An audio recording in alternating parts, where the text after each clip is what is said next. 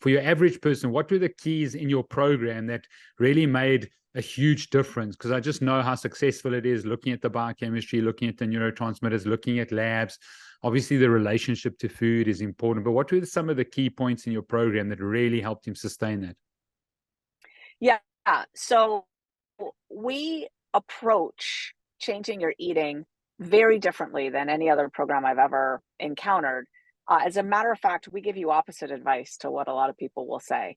A lot of people will say, most programs say eat meals and snacks or many small meals throughout the day. There's multiple opportunities to eat throughout the day. And what we say is, no, stick to 3 meals a day with nothing in between, literally nothing in between. And what's important about that is that you mentioned the word willpower earlier on, and I would argue that adherence over the long term is the sticking point for most plans. Most plans would work if people could stick to them. Yeah. The issue is that people can't or don't or won't stick to them. It's kind of hard to tell which, right? Can't, won't, don't, won't. I don't know, but all I know is 6 months later they're not, right? A year Yeah. later they're not, and they've regained weight. And what's happening? Well, the issue is not that people don't know what to eat. That people know that they should be eating blueberries and broccoli and not pizza, wings, and beer. Like they know, um, but they can't stick to it over the long term. And the issue at hand is something called the willpower gap. So the willpower gap is that the part of the brain that reins in temptation, and food temptation is everywhere around us all the time, and the part of the brain that says no, I'm not eating that, I'm going to stick to my food plan, it's called the anterior cingulate cortex. And I'm pointing now to my third eye because it's a couple inches right behind the third eye of the forehead. It's right behind the prefrontal cortex. And that part of the brain, unfortunately, doesn't just have to deal with reining in temptations, or marshaling our willpower, right? It also is trying to help us make decisions, regulate our task performance, rein in our emotional responses. And this part of the brain, unfortunately, gets fatigued through just 15 minutes of hard use. So during a busy modern life, that part of the brain is fatigued a lot. And at that moment, it cannot show up for us to resist a temptation, and we cave and eat something that we know we shouldn't be eating. And you just have to do that once or twice a day, or even once or twice a week to derail, your efforts.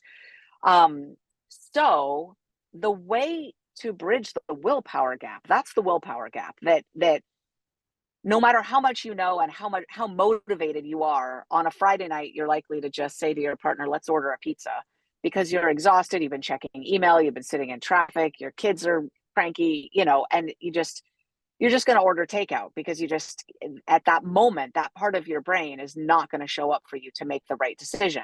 So the crux is you can't leave yourself in the position where you have decisions to make around food. In bright line eating, there's no decisions to make.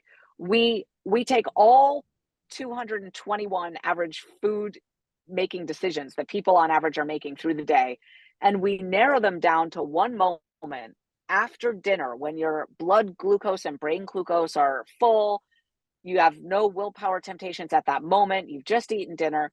At that moment, you plan out your meals for the next day. You literally write down what you're going to eat for the next day from a framework of food categories and quantities, a framework that's very automatizable.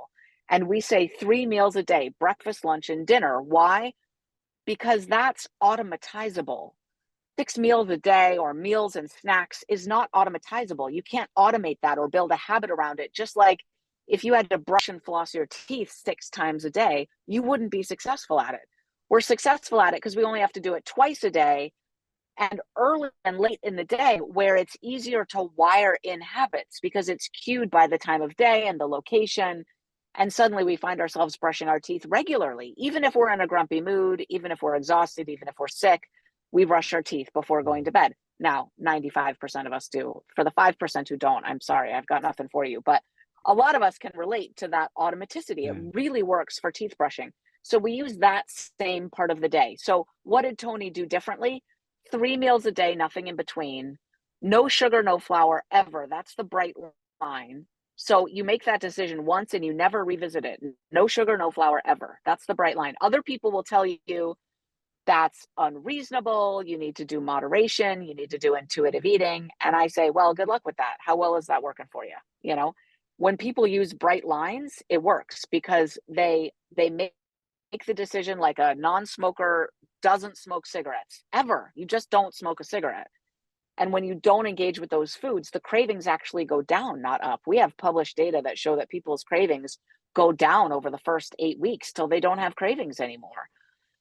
So hunger goes down, cravings go down, and that's what our plan is about. It's about automaticity, and it's about helping people adhere over the long term. They make a habit that's so wired in that it becomes really seamless, like brushing their teeth, and then they just find themselves doing it every day.